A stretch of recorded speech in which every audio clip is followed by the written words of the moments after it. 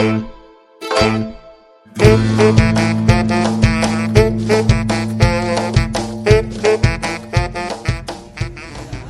علیکم استاد محترم.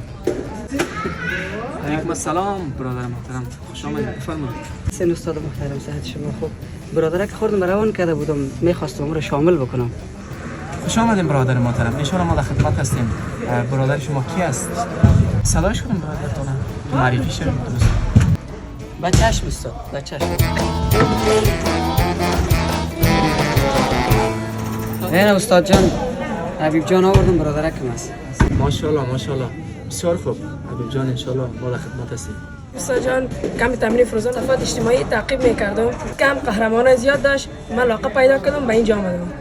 بسیار خوب، بفرمایید بشینید گپ بزنیم. استاد جان ما خوب قدر فیس نداریم، توانایی امیره نداریم که فیس شما رو بپردازیم.